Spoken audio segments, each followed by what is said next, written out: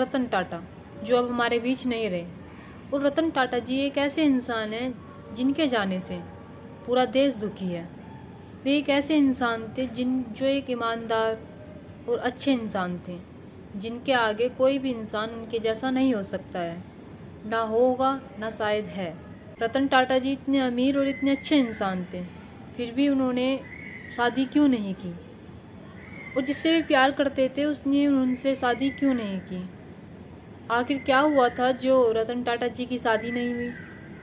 और रतन टाटा जो अपने पीछे अपनी ये 3800 करोड़ की संपत्ति छोड़कर गए हैं, इस कारोबार को कौन संभालेगा? कौन बनेगा इसका उत्तराधिकारी? तो चलिए जानते हैं सारी कहानी। नमस्कार, आदाब, सत श्री अकाल। मेरा नाम रूपा है और आज हम रतन टाटा जी के जीवन यापन मतलब कि जीवन क्रिया पर बात करेंगे। रतन टाटा जी का जन्म 1937 में हुआ था और अपनी पढ़ाई पूरी करने के लिए 1955 में ये विदेश गए थे, जहाँ पर ये अपनी पढ़ाई कर रहे थे।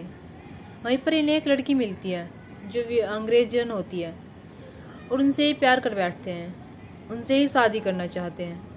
और वो लड़की भी इनसे शादी करना चाहती थी, मगर उनकी दादी की तबीयत ज़्यादा ख़राब होने पर रतन टाटा को वहाँ पर सब कुछ छोड़कर इंडिया आना पड़ता है।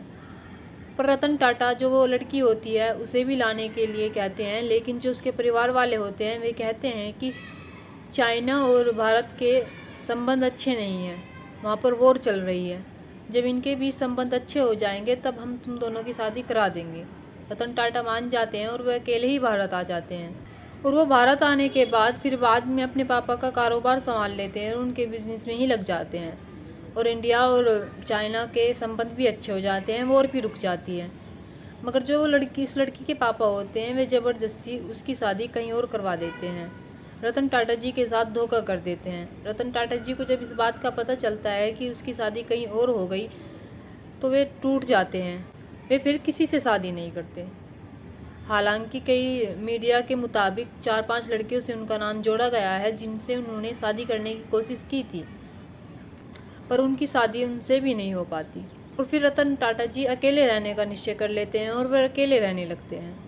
अब बात आती है रतन टाटा जी के कारोबार की कि कौन बनेगा उनका उत्तराधिकारी। रतन टाटा जी के एक भाई हैं जिम्मी टाटा, जो कि मीडिया और सोशल एक्टिविटी से दूर रहते हैं और सुर्खियों में नहीं रहते, और जिन्होंने रतन टाटा की तरह रतन टाटा के ही शेयर खरीद रखे हैं और ट्रस्ट में भी उन्होंने महत्वपूर्ण योगदान दे रखा है। अब बात आती है रतन टाटा जी के सौतेले भाई की, नोएल टाटा की, जो कि रतन टाटा जी की कंपनी में महत्वपूर्ण योगदान निभा रहे हैं और उसे आगे बढ़ाने में सक्षम रहे हैं। पर उनकी बढ़ती उम्र को देख शायद उन्हें रतन टाटा जी के कारोबार का उत्तराधिकारी ना बनाया जाए। नोएल टाटा के 3 बच्चे हैं, माया, लीना, नेविल, और शायद इनमें से ही किसी एक को रतन टाटा जी के कारोबार का उत्तराधिकारी बनाया जाएगा। नोएल टाटा की सबसे छोटी बेटी माया, जिसकी उम्र 34 साल है, जिन्होंने डिजिटल और एक्सक्लूसिव प्रोडक्शन में और ऐप बनाने में अपनी महत्वाकांक्षा भूमिका निभाई है। और इन्हें भी जो 3800 करोड़ की प्रॉपर्टी है उसका उत्तराधिकारी बनाया जा सकता है। नोएल टाटा की सबसे बड़ी बेटी लीना, जिसकी उम्र 39 साल है और जिन्होंने बिजनेस के बारे में पढ़ाई कर रखी है और जो ताज होटल और हॉस्पिटल में अपनी महत्वपूर्ण भूमिका निभाती है, शायद उन्हें भी 3800 करोड़ की प्रॉपर्टी का उत्तराधिकारी बनाया जा सकता है।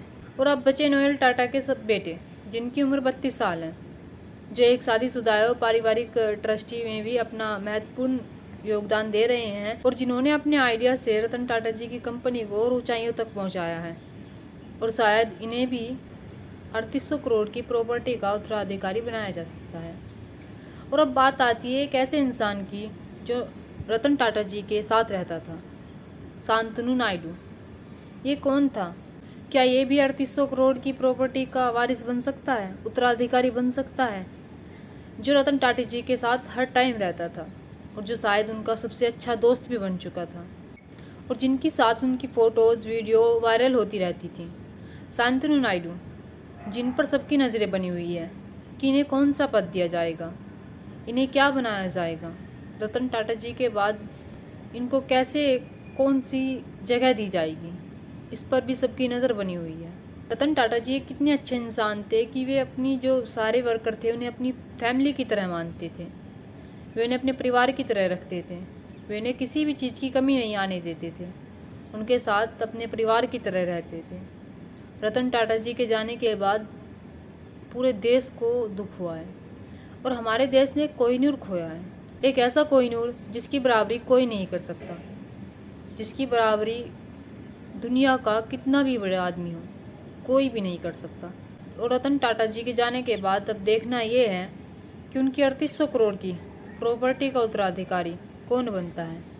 आखिर कौन होगा वो नाम, किसका होगा वो नाम जो उनकी प्रॉपर्टी का उत्तराधिकारी बनेगा।